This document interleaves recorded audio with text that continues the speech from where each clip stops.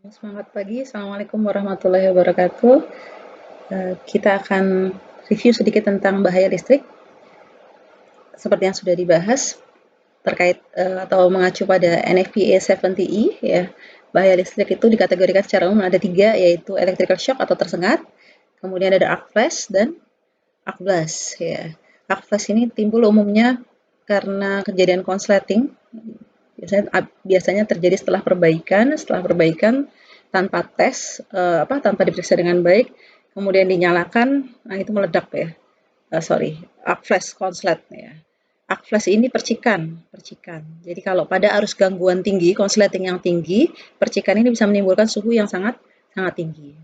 Sementara arc blast ini efek dari arc flash tadi. Arc flash tadi karena suhu yang tinggi, dia memanaskan. Akibat sangat tingginya suhu tadi memanaskan udara di sekelilingnya memuai. Jadi seperti ledakan bom gitu ya, memuai. Nah, ini bisa menimbulkan tekanan tinggi, bisa menimbulkan percikan material ya, karena logam-logam yang di dalam peralatan tadi itu juga terkena panas tinggi, dia juga memuai. Ya. Bahkan bisa dikatakan tembaga itu bisa memuai 67.000 kali. Jadi kalau ada bus bar ukuran sekian kali sekian senti itu kalau sudah kena panas tinggi dia bisa berubah jadi uh, apa gas dengan ukuran yang 67.000 kali lebih besar. Ya, itu makanya seperti efek ledakan. Selanjutnya injury. Jadi bedakan antara tadi hazard itu bahaya, injury ini cedera. Nah, cederanya yang pertama secara langsung eh, yang paling parah adalah electrocution. Electrocution adalah meninggal akibat tersengat. Kemudian yang kedua electrical shock. Nanti kita bahas juga efek-efek di badan apa saja kesetrum itu, tersengat itu. Kemudian ada luka, luka bakar. Indirectnya bisa jadi jatuh, kemudian ada kebakaran. Kita pahami dulu bagaimana electrical shock ini terjadi. Ya, ini penting untuk bisa menganalisis kondisi gitu ya. Yang pertama, orang itu dinyatakan kesetrum kalau ada arus yang lewat di badan. Jadi tolong diingat arus ya, arus yang lewat di badan. Uh, Kapan arus ini bisa lewat di badan? Ketika badan kita merupakan bagian dari rangkaian listrik, gitu ya. Ya, kalau ini sudah rangkaiannya sudah tertutup, maka arus bisa lewat sama seperti senter itu ya. Kalau senter kita belum nyalakan kan listriknya putus tuh, rangkaiannya terbuka ya. Jadi di baterai ada tegangannya tapi belum ada arus yang mengalir. Kalau di listrik itu tegangan seperti ketinggian lah ya. Kalau sudah ada beda ketinggian, kemudian dia ada jalurnya baru arusnya mengalir. Airnya mengalir gitu, mudahnya gitu. Jadi eh, kapan arus itu mengalir di badan kita? Kalau badan kita bagian dari rangkaian listrik. Dan ini bisa terjadi bila kita menyentuh kawat yang bertegangan. Jadi istilah live wire ini kawat yang bertegangan atau fasa ya, fasa. Dan badan badan kita yang lain menyentuh tanah, ground, electrical ground. Nah, ini sudah ada beda tegangan.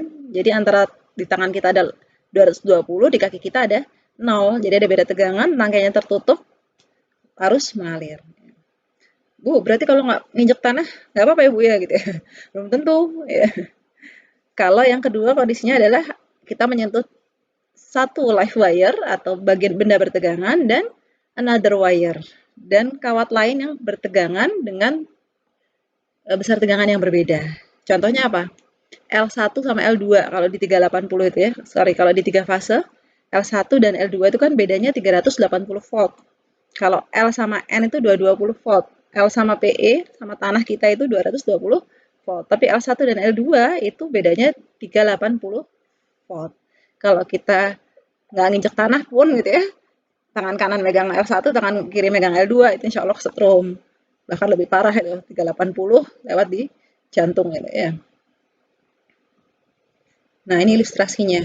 Perhatikan, sering kan kita lihat ada burung di atas sutet itu, di kawat-kawatnya sutet itu, saluran udara tegangan ekstra tinggi atau SUTT, saluran udara tegangan tinggi, itu burungnya kan santai aja apa hinggap di kawat itu ya, padahal kawatnya tanpa insulasi itu. Kenapa dia bisa nggak kesetrum?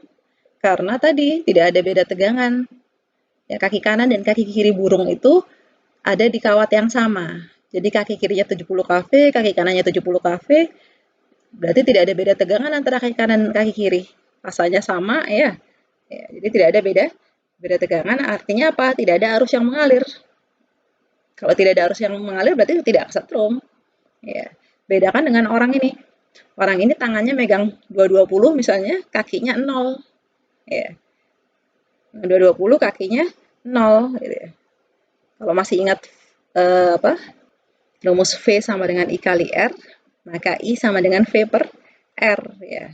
Kalau V-nya 220 volt, R-nya misalnya 1000 ohm, maka arusnya berapa? 220 dibagi 1000, 0,22 ampere. Ini sudah sangat berbahaya ya, karena 220 miliampere. Sementara 70 miliampere sudah bisa menyebabkan jantung terganggu gitu. Jadi pada kondisi seperti ini, antara tangan dan kaki ada beda tegangan, maka arus bisa mengalir.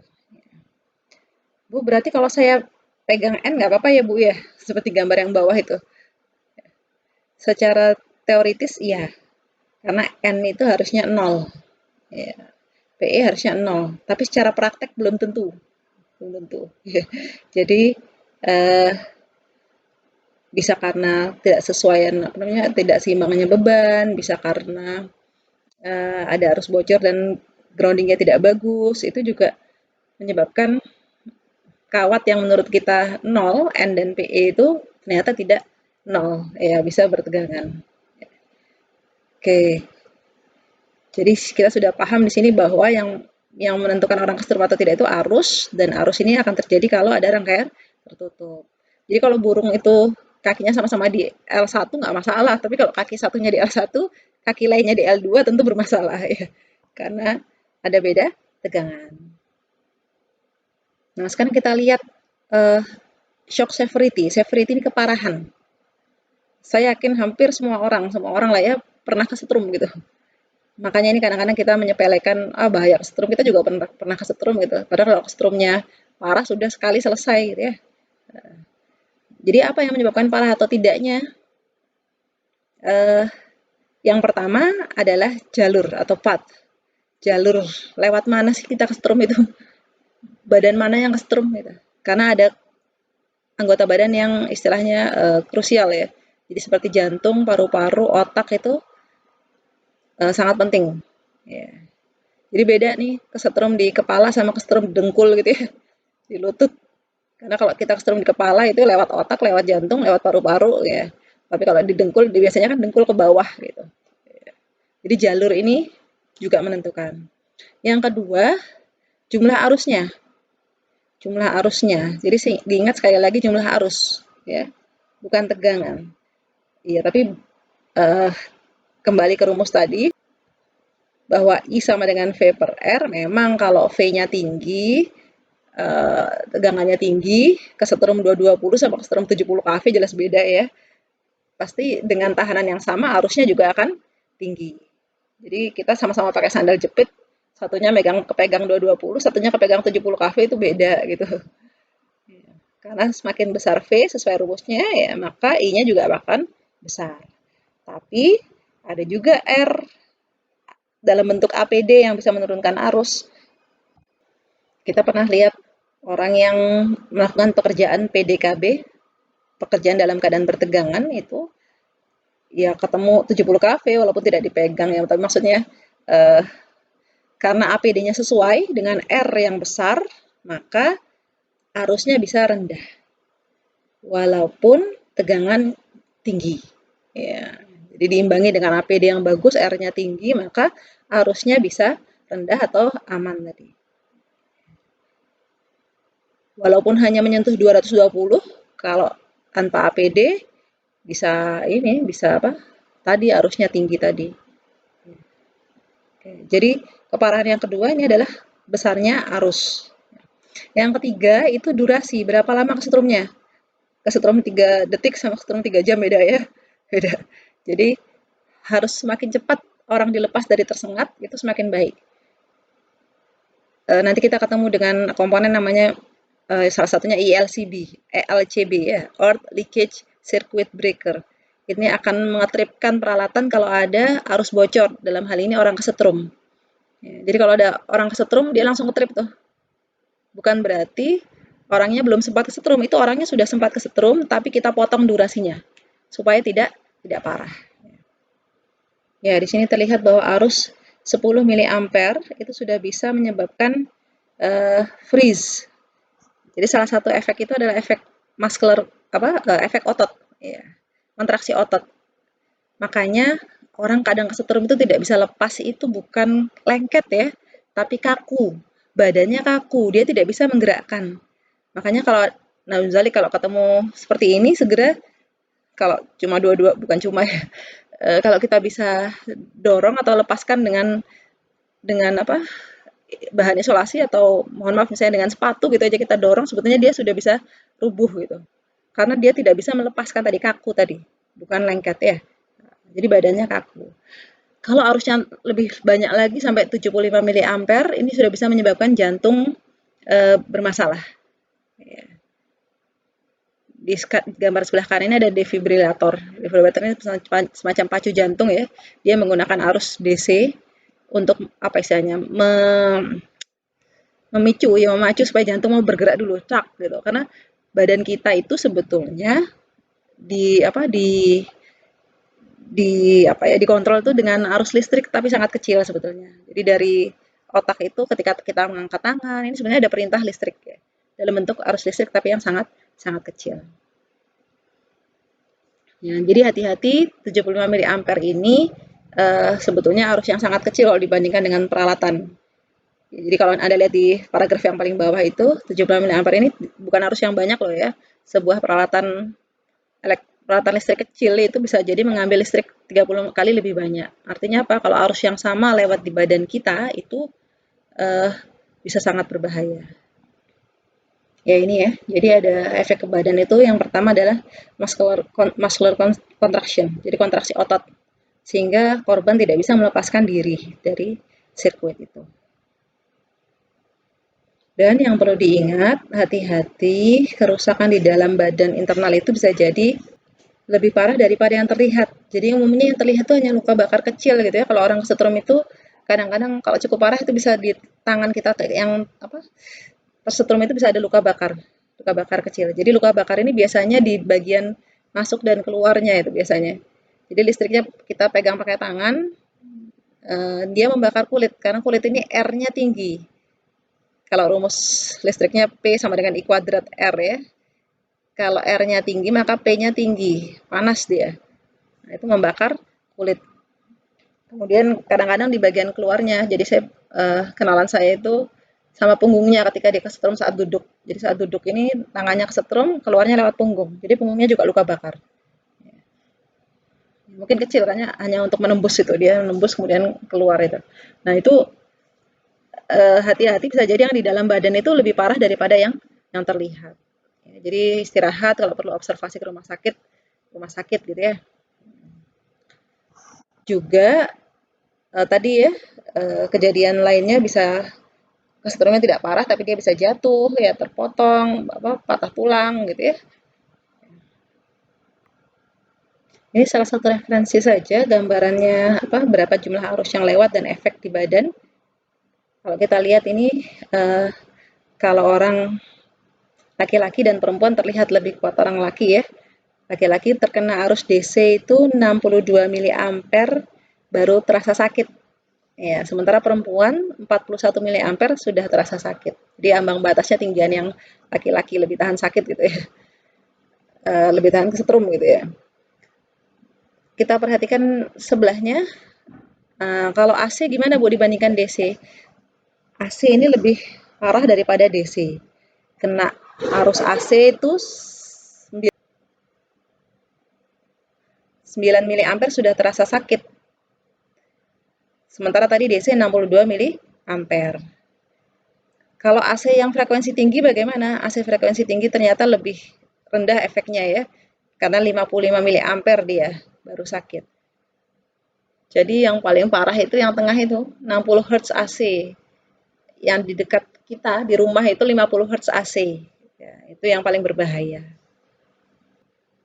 Ya, di sini dinyatakan tahanan di dalam badan kita itu cukup rendah ya. Ada yang menyebutkan 300 ohm, ada yang menyebutkan maksimal 500 ohm, ada juga yang bilang 1000 ohm gitu. Jadi kalau kita ingat tadi I sama dengan V per R 220 dibagi 1000 itu 0,22 atau 220 mili ohm. Ya, itu sudah cukup besar ya. Sudah cukup besar. Sehingga untuk mengatasi keparahan tadi salah satunya adalah sepatu karet. Ya, sepatu karet itu bagaimana? Sepatu karet itu bisa memberikan tahanan tambahan sebesar 20 mega ohm, 20 juta ini ya. 20 juta ohm. Nah, jadi kalau Anda ingat tadi IV per R 220 dibagi 10 juta aja sudah berapa? 0,0002 sekian ya. Ya. Ya, artinya sangat kecil sekali. Sangat kecil sekali apa? 0,00002 ampere ya. Makanya kadang-kadang ada orang yang uh, sombong tuh ya, saya pegang listrik gak apa-apa nih gitu. Ya, kenapa? Karena dia menggunakan sepatu karet yang tahanannya tinggi sehingga arusnya yang lewat di badannya dia rendah. Kalau arus sangat rendah cuma kerenyang-kerenyang bahkan hampir tidak terasa itu. Ya. Bukan berarti dia sakti ya, karena I-nya dibuat rendah. I-nya dibuat rendah. Apakah ini boleh Bu? Uh, melakukan praktek seperti itu tetap nggak boleh ya karena kalau saya pegang tangan satu yang tangan tanpa ini ya tanpa insulasi ini ya saya pegang satu tangan menggunakan hanya menggunakan sepatu karet tadi saya pegang satu tangan ke live wire nah seandainya saya kepleset sedikit gitu ya nah misalnya kemudian tangan kiri saya terpegang tangga nah, ini sudah listrik nggak bakal mau lewat sepatu pasti lewatnya tangan kanan ke tangan kiri kejadian lagi tadi 220 mA tadi ya jadi tetap praktek kerja yang baik, tidak melakukan hal seperti tadi itu. Kalau sepatu